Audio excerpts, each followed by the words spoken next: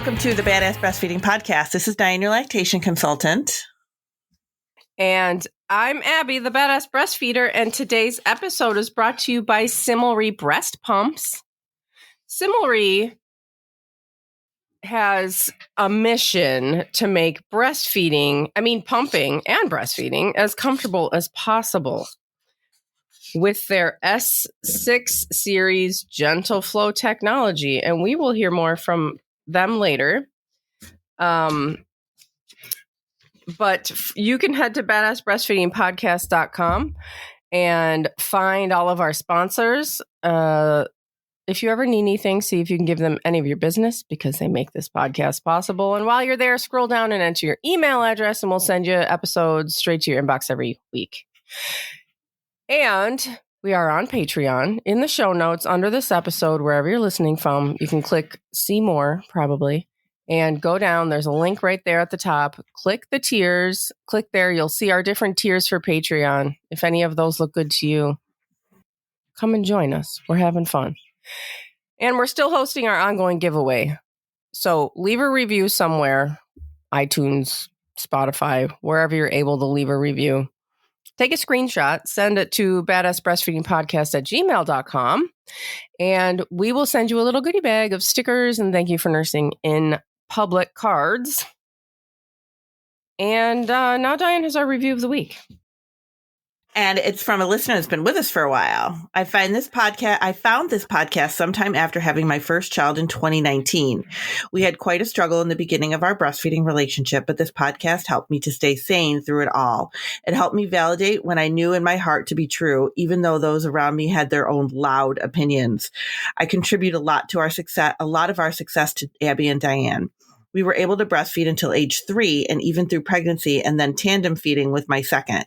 My second is still going strong at 3 years old, and we welcomed our third baby at the end of 2024.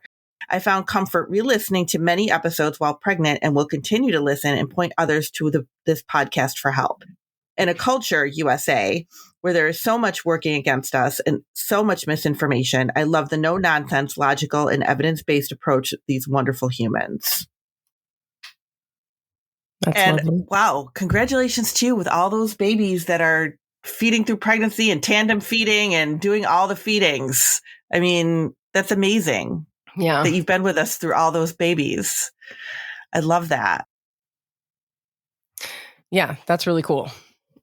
And we're glad that we're still going. I know that you're still with us. Thank you so much. And congratulations again to you with your newest baby, just born at the end of the year. So that's awesome.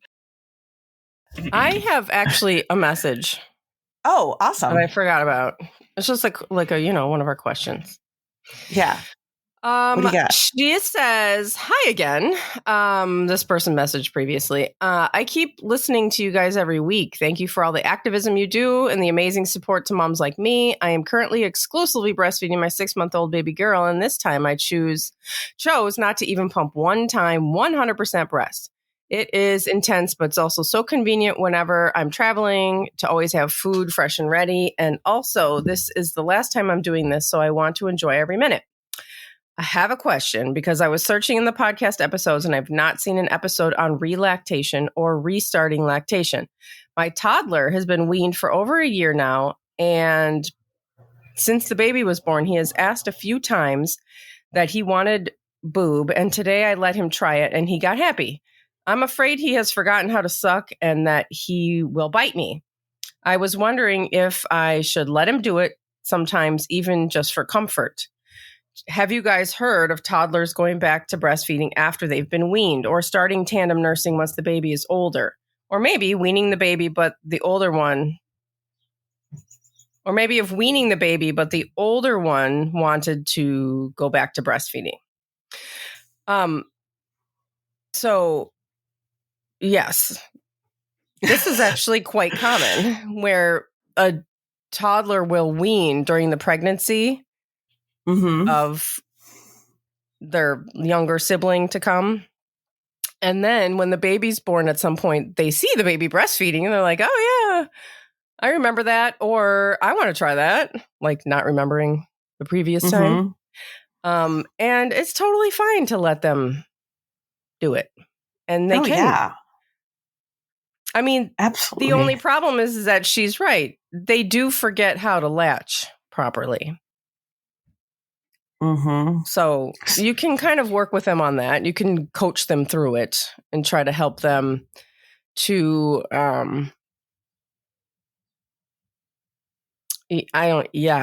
don't know. That's hard to explain. But I mean, if you work with them on it and they try that's totally fine. And it's not technically, you're not relactating because you already have milk. Right. You don't have to, start the process of making milk again, which also you can do, but that is much harder than just letting your toddler latch on. And people always question, like, should I do this?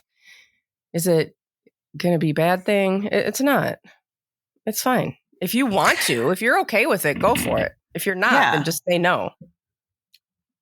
Yeah, I've definitely heard of people doing that just to sometimes just they'll be like, I just want to get my toddler through the flu season, or they ask, so I let them to go back on, and it's kind of a way for them to kind of bond with their new baby sibling, and whatever. I've had people that said that they just pumped. I know this mother isn't pumping, but I'm just saying that pump the milk and give it to their baby, or to give it to the toddler to drink, because they wanted the baby to have the toddler to have the milk. But however you want to get it to him or her is fine. If you want to let them relatch, that's totally okay. Mm-hmm. Nothing wrong with that at all. Yeah. So that's all. Yeah, and that kind of leads us almost into this episode. It does. Because we had biting. Yeah. Oh, yeah. Let me read that one. Yeah, read that message. Because, and she mentioned biting in her question, too. She did. That she was afraid of being bit. Yes, but the birth of this episode came from this message. That actually... Yeah. So she says, hello, I was wondering if you could revisit biting and breastfeeding. I've listened to your episode from when you started twice now, but I'm still struggling. My 6-month-old baby has had 2 teeth since 4 months old and is continuously biting me while feeding and has drawn blood 3 times now. I've reached out to my IBCLC and she suggested using no bite every time it happens, but I still feel like I'm struggling. It's also taking an emotional toll on me as I don't want to stop nursing and switch to pumping only. Any extra input would be greatly appreciated. So here we are, ready to discuss this. And Diane and I were talking last night. We were like, should we do a whole episode on that message? Because I think we've also talked about doing biting again because it's been a while. Mm-hmm. But the problem is, Diane and I are extremely awesome and we know things and we can help, but biting babies, it's hard. It's really hard. And there really is no magical answer to how to get that to stop. We can share the things that we know. Diane can share obviously more in her experience as an IBCLC. But it's hard. Because sometimes you're trying something and then it doesn't work and they bite you again. And it's like every single time they bite you, you're knocked down a rung, an entire rung of confidence and ego and breastfeeding plans. And, you're like, oh my God. Because this is one of the worst things, right? It's putting your super sensitive, amazingly beautiful, precious part of your body into your baby's mouth and they bite it. And ow. Yeah, hurts. That is such a sensitive part of the body to be bit on. And then it's how do you keep continuing to put your breast in their mouth, wondering if they're going to bite you? That's an emotional roller coaster. Mm-hmm. And like she said, it's so much emotion for her because she doesn't want to stop, but she doesn't want to keep doing this either. Mm-hmm. I don't blame you. And 4 months is early to get teeth too. Yeah. And that's, That sucks. And like, they've got all this stuff going on in their mouth. So we'll start with, they don't want to bite you either. I remember, I think I tell this every biting episode, but I was nursing Jack. Jack bit me. I yelped and I got really upset. Jack got really upset. And I was like, he just bit me. And Josh goes, yeah, it sounds like nobody's happy about this. Like, Jack's not happy about this either, And I was like, oh, yeah, okay. They don't want to be doing this. Like, they're teething. They've got all this discomfort in their mouth, and they just cannot stop that motion of chomping down. So that's the first thing to remember. Not that, always helps, but they're not trying to bite you. They don't think it's funny. They're not like, I know people say that their babies will bite and then laugh. And I think what's happening is that they don't know how to stop. Maybe you're getting angry and they're just kind of like uncomfortably giggling because they don't know what else to do. Anyway. Yeah. It really is hard on everybody. And their babies are just teething for such a long time. Yeah. Like they'll get 2 teeth will pop up and they're still continually teething because more teeth are coming. So it is really uncomfortable for them. And if you think that they're having teething pain, then definitely do something for them. Give them one of those icy things to chew on before they breastfeed. Give them give them some pain reliever or something like that because it's uncomfortable for them. And the biting down helps to relieve the pressure. So one of the important things to remember is if your baby is biting down, they physically cannot breastfeed if they're biting. They can't engage their tongue with the nipple when they're biting. So you can be confident that if they are biting down, they are not feeding. So it's okay to take them off the breast because they're not feeding anyway. And a baby that is biting might not be hungry enough to eat. So just take them off. Or they're just so uncomfortable they can't eat. Exactly. We've all been there, and that's what's going on with them. And it's okay. They're not going to become malnourished. They're just going through something that they're going to eat a little less that day. It's okay. They go through things like this. Mm-hmm. They do. And a couple of things that you can try, like I said, you can offer like something cold for them to bite on. Try not to scare them because a lot of times people say, oh, if you scare them, they won't bite again. Well, they also might not want to breastfeed either. They might not come, yeah. It might be, they might kind of relate the screaming of the bite to breastfeeding. They don't know that they're biting, like they don't know they're hurting you. That is not something that they have a conscious recollection or knowledge of that they are hurting you. So they're not relating it to that. But feeding them on demand is very important because that way, like, okay, they're actually hungry and they're going to eat instead of want to bite. So feeding them on demand is one of the important things that you can do. And if they are biting down, like I said, then you can feel pretty confident that they are not eating.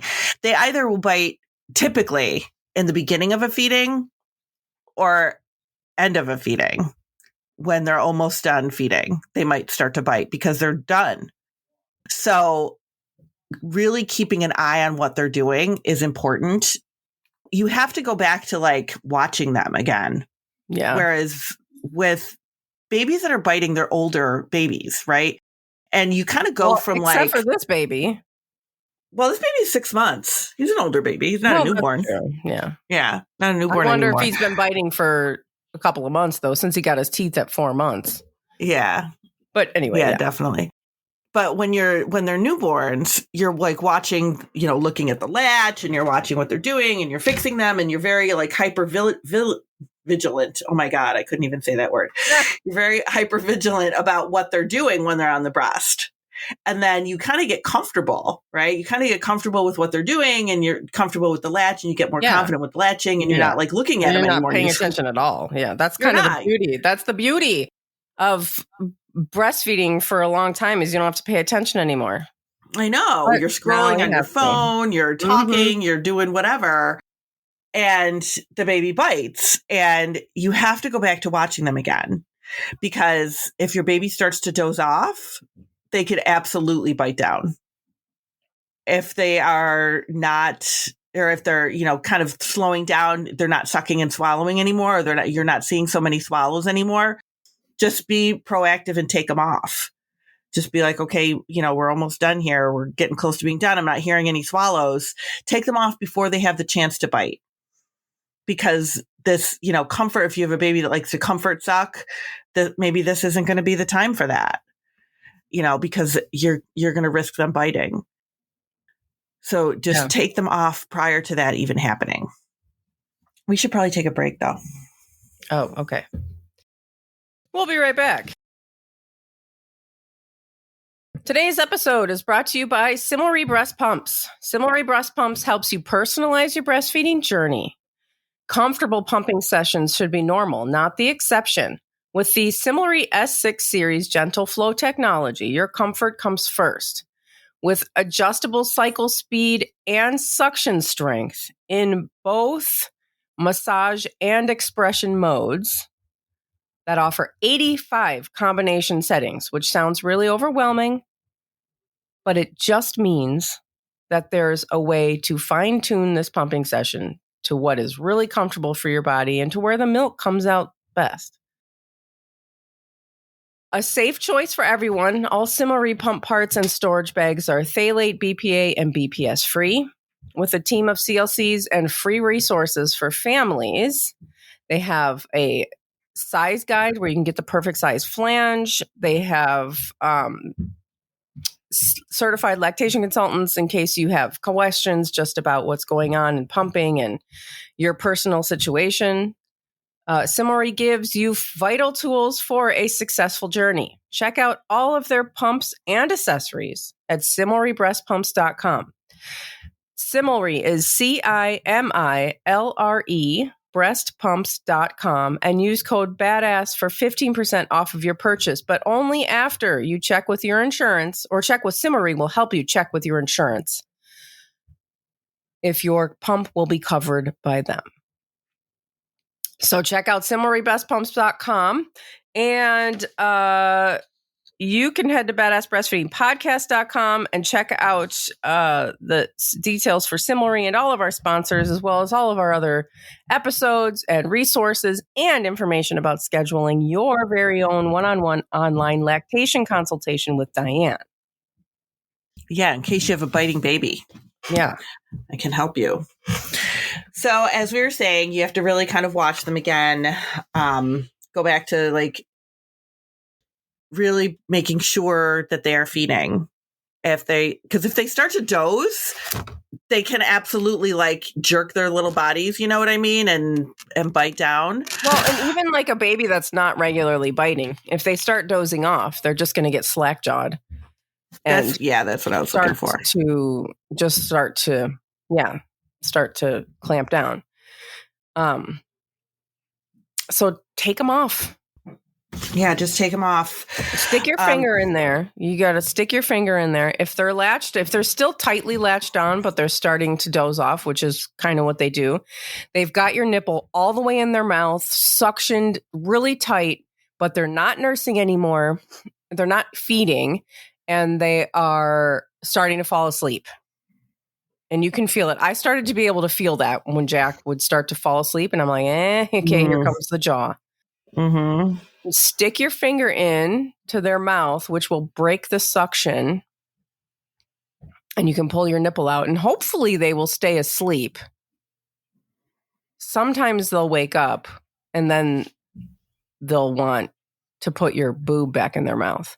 But they will latch on again, and then you can start the whole process over again if you're trying to keep them asleep. Yeah. Otherwise, you can do the whole no thing.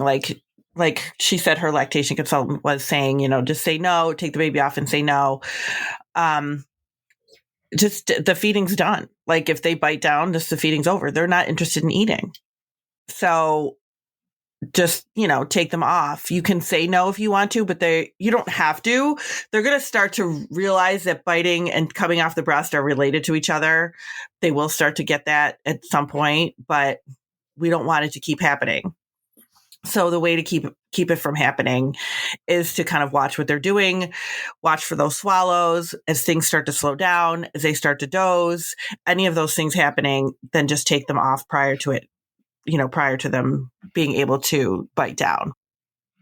Now, this is what I have a book here. I looked it up just to see if they had any kind of new tips or anything. This is from Counseling the Nursing Mother. And says, because teething may cause a baby to clamp down on the breast during feeding, it is important to be alert for signs that the feeding is ending and unlatch the baby when there is a slowing of the suck-swallow rhythm, just like we were just saying. If biting occurs in the middle of a feeding, remove the baby immediately and say no. Like I just said, and it's so funny that it's like, oh, if this is the middle of the feeding and the baby bites, no, that's the end of the feed. Like you're done. Yeah. That's no middle of the feeding. Yeah. Wait a few minutes before resuming the feeding, which I don't even recommend that, but I don't recommend resuming the feeding because they're not hungry at that point. Like they're not hungry anymore. Yeah, you got to just wait till later. Don't try again. Don't feel bad about it. Just they're not going to eat right now. Because of the sucking mechanics, because of the sucking mechanics involved during breastfeeding, it is difficult for the baby to suck and bite at the same time. Clamping down tightly will interfere with the tongue compressing the nipple. A baby who bites may not be hungry enough to nurse at that time. It is okay to end the feeding and try again later when the baby's hunger returns.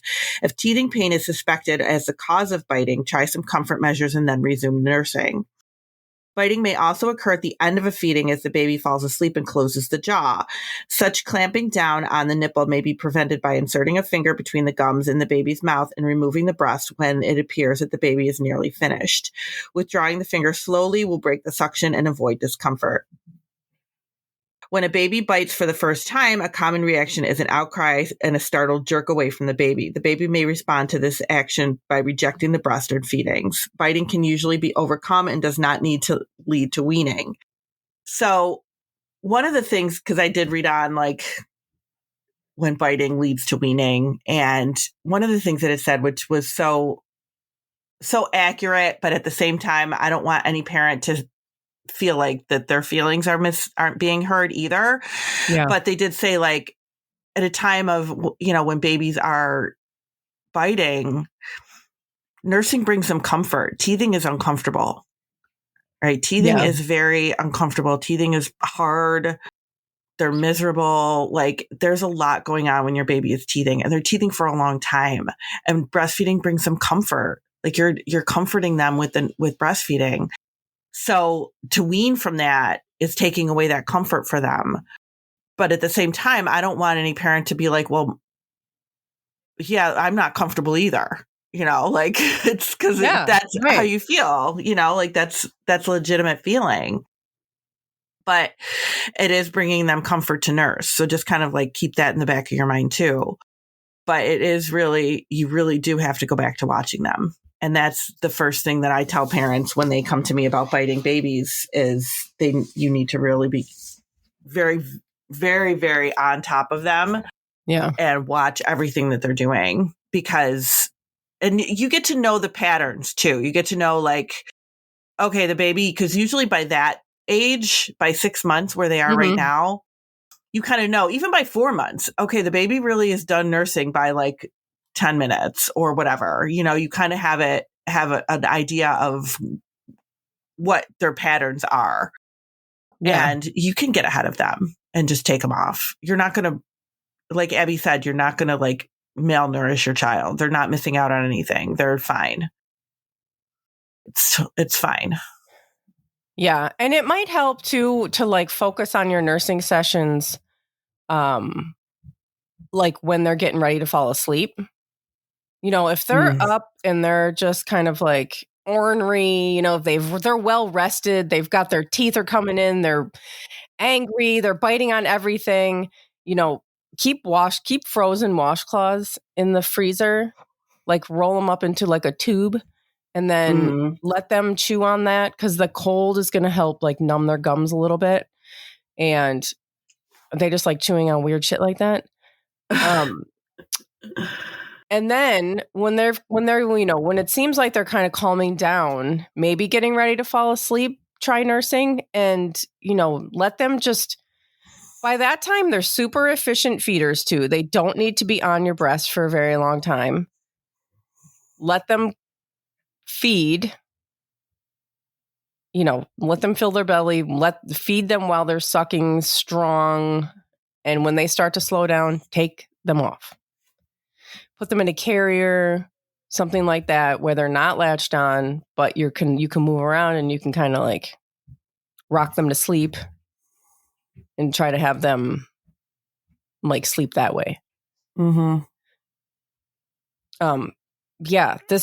but when the person who wrote into us has been bitten, and the baby's drawn blood now, and now you have to deal with an open wound on your breast. Yeah, that happened to me too. Oh, yeah, that happened to me. Brandon like bit me, and with the twins, and he was like 7 months old, and I remember feeling like I've gone this far already. I'm not going to quit at this point. And I know I've told this story before, I think, when we talked about biting, but he bit me, and I went into the hospital where I had them to see the lactation consultant because I couldn't get it to heal. Like it was really hard because I was, feeding and pumping on top of it, and it would just reopen it. Ugh. And I couldn't get it to heal. And I went in, and she handed me like 2 packs of lanolin and sent me on my way. She did not help me even a little bit. She didn't know what to do, probably. Oh, I'm telling you, she didn't even like look at the wound. She just came out and handed me some lanolin. I'm like, what is wrong with you? So, which one of the reasons why I became a lactation consultant, because I wanted people to get help that I didn't get. I swear to God, that is how so many people end up in so many female or not, like women-centered or even any kind of like non-white male group of people. It's like, you see how like it's not getting addressed. Anyway, go ahead. Yeah, no, it's totally true. But finally, we got it to heal, and we went on our, merry way of breastfeeding. But the kids still would tease him. They don't anymore, but when they were younger, they'd be like, Brandon bit off mom's nipple. And he was like, I didn't mean to, it was a whole thing. But it's really hard. It's painful. And you have to, you have to heal that nipple. And it's really, you have to kind of go back to okay, from the early days of people that have bleeding nipples from latching, then you got to go, okay, how do I heal this wound and still feed? And the answer to that is you can absolutely breast milk will heal it. Putting breast milk on it is really super helpful. And if they're not being re-damaged, they heal pretty quickly. Nipples do heal pretty quickly. So you can continue to feed on or pump if you need to. I found that feeding was much better than pumping because pumping just pulled it open. So feeding was much better than pumping. And it was, it healed up. But it can be really frustrating to get those wounds while you're trying to nurse a baby. I mean, nobody wants to be bit. I think we can all agree on that. Nobody wants to be bit. No, my God. No one wants to be bit. So if somebody came to you now and they had your issue, they've got this open wound that won't heal. How are we getting it to heal while we're still nursing and maybe pumping? So I would probably recommend to not pump if pumping is worse, because a lot of times, if somebody has a wound on their nipple and they're pumping, because that does happen. It's with newborns and with with newborn babies, and they're not latching well, and there's a wound on the nipple, and the mom will go to pumping instead of breastfeeding to let the until we can get the latch fixed. And I'll ask them, like, is pumping worse or is pumping better? Mm-hmm. And if pumping is better, then that's okay. They can continue pumping. But like for me, pumping was worse. It just ripped it open and it was painful. Yeah. So, but it's where the wound was for me. It was like between the nipple and the areola. So it was like just, would just continue to break open.